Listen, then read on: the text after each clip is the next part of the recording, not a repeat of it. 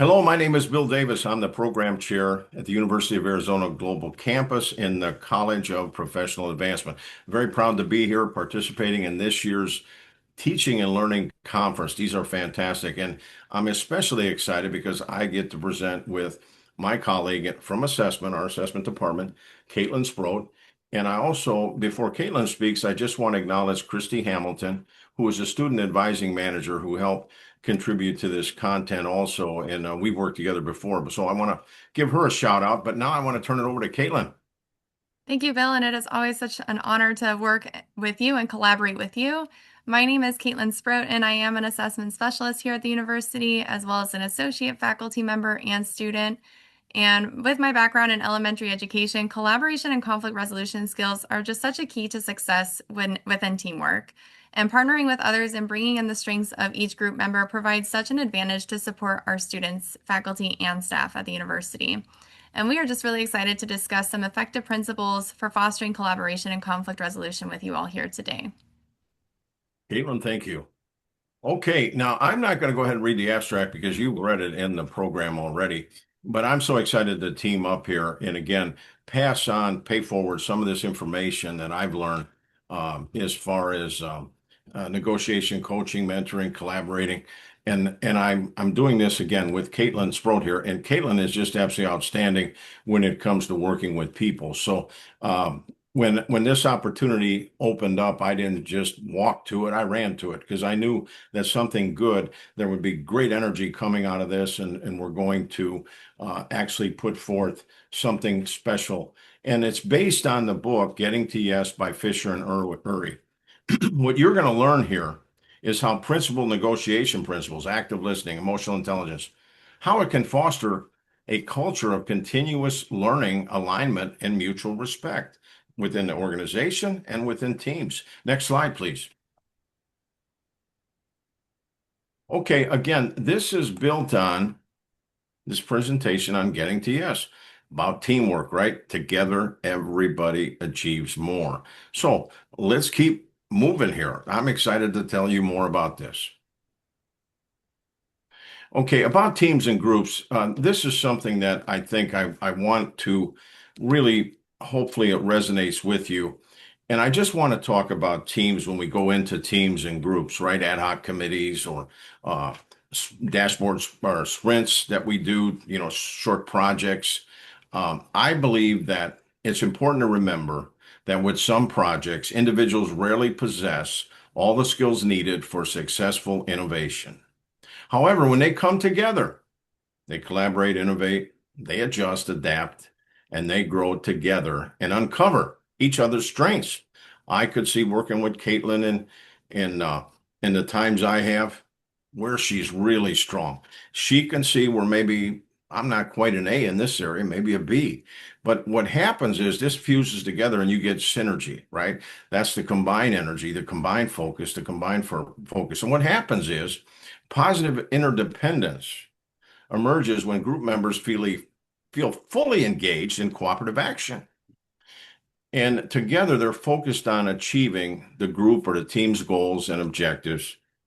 They're mission focused and they work together to create successful outcomes. Now that quote is something I'm proud of that I comes out of my article here, Groups, Teams, and Positive Interdependence, Suggestions for Managing Organizational Change. And that's on the UAGC blog. And to me, I just think that's an important point to remember anytime you get together with people. Next slide, please.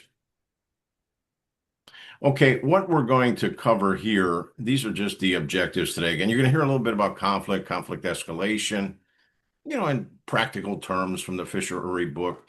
You're going to learn about some principles that you can use. Hopefully you get some takeaways from this. We don't expect you to remember every part of this, but you will take away 10, 15, 20% of this.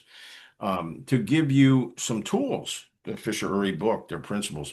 So if a conflict arises, you're aware of it, right? You're able to fix it pretty much right away. And then I'll just briefly talk a little bit about the communication principles, sender, receiver, 3 parts to any communication, a content part, a tone, a feeling part, and then the relational part. And then the 3 types of communication, which are simply verbal, nonverbal, and paraverbal. Paraverbal being the pace in which you speak. But once you get aware of these things, you get just keep improving, right? We get stronger. So I'm going to turn it over to Kaitlyn.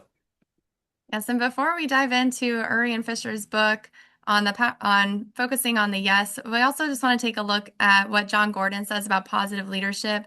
And in his book, he introduces 4 C's for creating great relationships in teams, which are care, communication, connection, and commitment. And all 4 of these components truly are built into collaboration. And at the heart of it, and the first quality is care. And I love this quote by John Gordon, which is caring is the difference between average and greatness. And this is so ingrained in our culture at UAGC, where we are focused on a culture of care and supporting and uplifting others, having that positive interaction with others, which then builds into communication and connection. And then lastly, that 4 C is commitment. So this quote again by John Gordon, we before me, recognizing our strengths together, what happens when we work together, we get such a better solution. I loved what Bill said earlier, that when we are looking for innovation within our organization, we cannot do it alone. Having multiple perspectives, bringing in our different strengths to the table, recognizing the expertise of others truly creates a better product for us and for our students. And then it also builds in that commitment to one another, which builds our trust and commitment in our relationships. And then next within John Gordon, I love this. When we're looking at positive leaders and what they do give, encourage, help, guide, mentor, develop, build, and accomplish more. And one that really sticks out to me is that concept of encouraging others. When we're looking at positive leaders, and we can all be leaders on our team, working together and providing that encouragement and support for one another, we're able to accomplish more and achieve our goals together. All right, and within this book, Getting to Yes, Principle-Centered Negotiations, Chapter 1 introduces problems that arise in using the standard model and strategies for positional bargaining. It's not just a give and take relationship between group members. There's a lot more there and different strategies that can support our collaboration. So chapters 2 through 5 introduce 4 principles of this method for negotiation, which in turn promotes collaboration between the group members. So before we take a look at these principles, we want to just take a moment to review and reflect what we know about negotiation. So what do we mean by negotiation? It is often, when I think about it, a way that we come to an agreement on something and finding a solution to a problem. And when we're talking about successful negotiation, it is reaching that compromise that satisfies all group members and meets the needs of all of them. It's not just finding a solution that works for one person, it's finding something that works for all of us and moves us towards our goals. So I love that concept of getting to yes. We are working on a way forward and not a way backwards. And then what are some skills associated with successful negotiating? We know that it is important to have interpersonal skills, emotional intelligence, recognizing the need for empathy and communication, as well as problem solving. And then what is an objection? It is typically some type of disagreement or opposition. So there might be different disagreements when coming to a solution, but again, working towards that yes and that way forward. And then what is an outcome? Working in assessment, we love focusing on outcome-based assessment and really focusing on what is the overall outcome that we want to achieve. And then what are some successful and or unsuccessful negotiations that you've been involved in, and what were those outcomes? So typically when I think of a successful negotiation, it's when we achieved our outcomes and our goals. So when working with faculty on course development, our goal is that the course development improves student outcomes. We want to see increases in student learning, retention, graduation, and even just looking at the positive comments from students. We hope to see that they've found some benefits in their learning and that they have something positive to say. And then, Bill, I will turn it over to you to talk about negotiation. Yeah, and thank you. We're very professional here. Hopefully, everybody perceives us that way.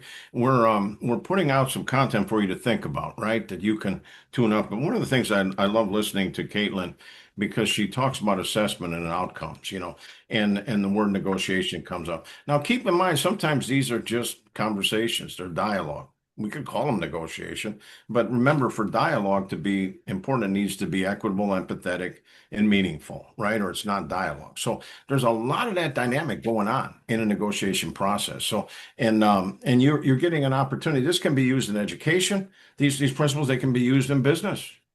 They can be used anywhere. They can be used at home. Think about it. So anyway, this is kind of just talking a little bit about what Kaitlyn already said, and I'm only going to tap and touch a few things. Just remember it's a process, right?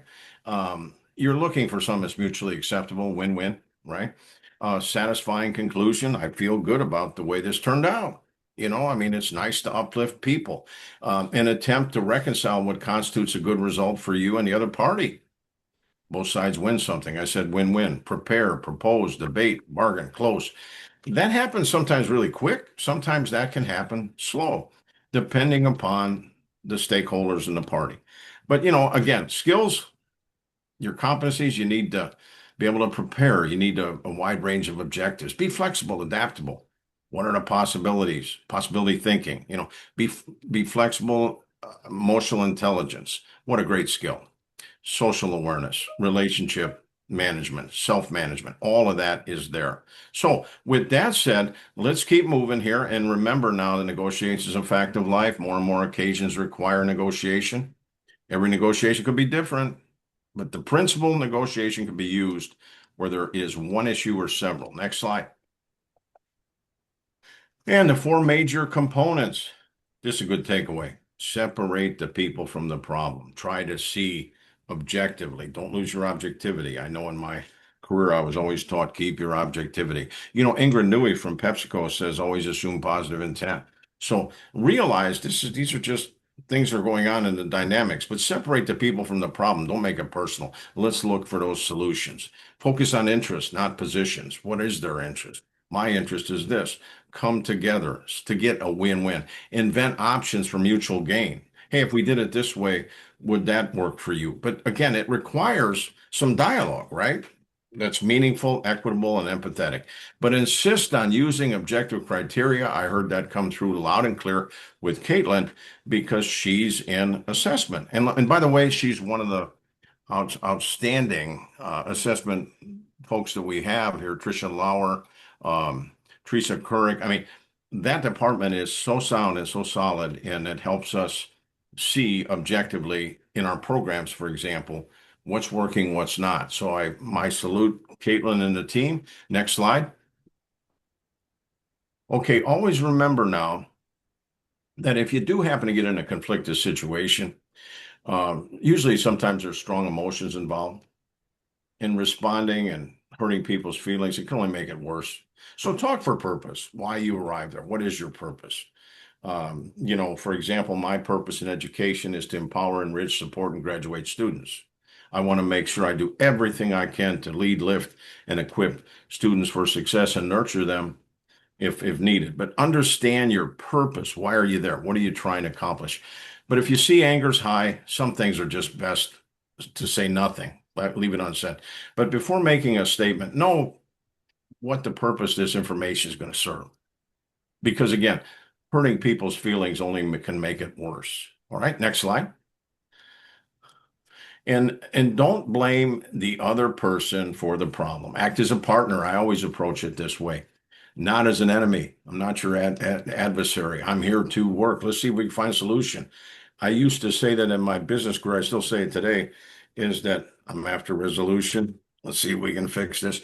I mean, that is important to have a mindset, a resolution type mindset. So again, act as a partner, not an enemy. Great little tool there. And again, Ingrid Newey coming in, always assume positive intent. I love that one. Allow a cooling off period if it's necessary, symbolic gestures when appropriate, note of sympathy, statement of regret. But most importantly, I think this is the most important one. Show mutual respect. Deal with people as human beings. So important. And all these principles are bundled into this tool, Getting to Yes. Great book. It's timeless. It's been around a long time. With that said, I am turning it back over to my colleague and friend, Kaitlyn Sproat. And thank you. And then building on that, the second principle, focus on interests and not positions. And this is what I just love about Sing with Bill is it's not looking at it from I have one position and you have another, we're in different departments, but finding a way to find shared interests and how we can collaborate and co-create together. It's not just looking at supervisors with their subordinates, but looking at it as we are a team and we're all there to work together and looking at the interests in hands. And there are some basic human needs that are powerful interests that we all share together, which is our security, economic well-being, our sense of belonging, and recognition. So looking at how we can empower others in the group to really encourage and promote that sense of belonging using positive communication. And again, that goes back to encouraging others, supporting them, and also recognition, recognizing their strengths, recognizing what they bring to the table and how they support the group and moving in that positive direction. And then if you want the other side to understand your interests, seek to understand theirs. Not just taking a one-sided approach, but looking and seeking other perspectives, seeing how it impacts others, whether it's inside your department or outside of it. And then looking forward, not backwards. It doesn't really help to look at how we got to where we are, but really continuing to look at where are we going, how can we get there, and work on the solution together. So keep the focus on the solutions to the problem, not who is to blame for the problem. It again goes back to what Bill said. We're not here to focus on what is wrong with others, who's to blame, but keeping our eyes on the prize, looking at what is ahead and what solutions can we use to get there. And the next, I know Bill mentioned this earlier, be flexible and open to new ideas in regards to solutions. So considering that when we work together, if we combine one perspective with another and we integrate those perspectives, we can meet the needs of more people. When we're working with our students, we recognize that they are not all alike, that we need to find ways to appeal to all of them. And then an open mind is not an empty one. You have your own interests in mind, but you are not set in your position. So this is something where I used to think that it helped a lot just to listen, take notes, and just take in all the information, but it also helps to give your own perspective, recognizing that you do have your own strengths, your own perspective that really supports the end goal. And then before the negotiation, think of several options that would meet your interests. Considering that it is not just a one size fits all approach, there's multiple ways to reach a solution and recognizing pros and cons, realizing if we take this direction, what could happen, who it supports. And then lastly, attack the problem and not the person. Again, this goes back to focusing on the problem. This is something that we are recognizing where we are, what are the issues we're facing, and then how can we move on from there. All right, and then next principle, invent options for mutual gain. When we're focusing on negotiation and reaching a compromise, we realize that at the end of the day, we want all people to benefit from our solution. So thinking collaboratively, there are multiple ways to think about options. So the first, the facts of the problem. Looking at what is the problem, identifying it. What are some of the things that contribute to that problem, and what are different facets of it that we can attack head on? What ought to be done to solve the problem? This really goes back to doing our research, thinking about what are some solutions. If we're in a solution with our course developments, for example, we're looking at it as there is not just a one size fits all for our students. We're trying to brainstorm multiple ways to get them to their learning objectives. And then feasible suggestions for action. All right, and then here, next one, moving forward with inventing options for mutual gain, we have looking through the eyes of different experts. None of us is as smart as all of us are. So this is where I love being an assessment specialist, that I get to bring in my expertise within assessment, but also recognizing that faculty are the subject matter experts. So we are all experts in our field. We bring these skills together to create a better product for us and for our students. And then place yourself firmly in the shoes of other side for each option, looking at different perspectives, seeing how it's going to affect others, taking that empathetic, those emotional intelligence skills.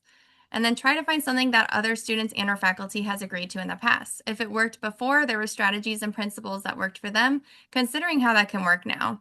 How has the needs of our students changed or our faculty, and how can we support that and continue to learn and grow from it? And then consider how implementing the decision might be difficult for the other side. Considering what are some drawbacks for the other side, what is going to benefit them, and what are some challenges that might arise along the way. And then Bill, I'll hand it over to you for the fourth principle. Okay, and I'm going to bring this home. You got 5 more slides. I'm going to go through these. I'm going to be good, brief, and be gone. We'll be done with this very soon. But we want to tell you, hopefully you're taking some nuggets out of this, some gold, because this will make things a little bit better in the dynamic. But again, commitment. Be dedicated commitment to the solutions based on principle, not pressure. Don't push. I would just say take your left hand out, put your right one on it, and push automatically. What happens with your left arm? It pushes back, right?